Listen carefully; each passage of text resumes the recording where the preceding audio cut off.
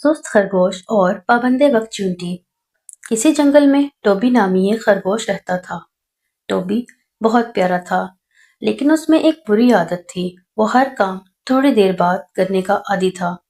اسے لگتا تھا کہ وقت ہمیشہ اس کا انتظار کرے گا۔ دوسری طرف اس کی دوست چنچی چونٹی تھی، جو ہمیشہ وقت کی پابندی کرتی تھی۔ جب بھی کھیلنے کا وقت ہوتا وہ ٹھیک وقت پر پہنچتی، اور جب کام کا وقت ہوتا تو 1 منٹ بھی ضائع نہ کرتی۔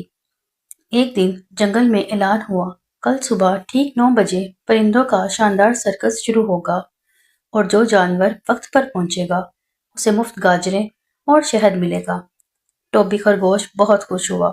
اس نے سوچا، میں صبح جلدی اٹھوں گا اور سب سے پہلے پہنچوں گا، اور سب سے پہلے پہنچنے پر مجھے گاجریں اور شہد ملے گا۔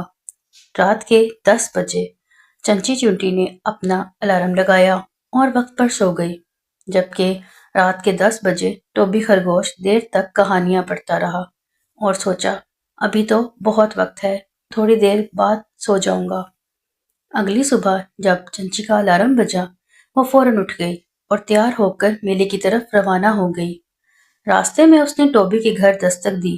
ٹوبی، اٹھو بھائی، 8:30 ہو گئے ہیں۔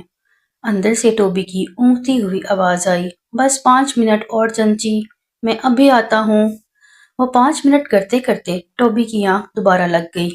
جب وہ ہڑبڑا کر اٹھا تو گھڑی پر 9:15 ہو رہے تھے۔ وہ بھاگم بھاگ میلے کی جگہ پہنچا، لیکن وہاں خاموشی تھی۔ میلے کا گیٹ بند ہو چکا تھا۔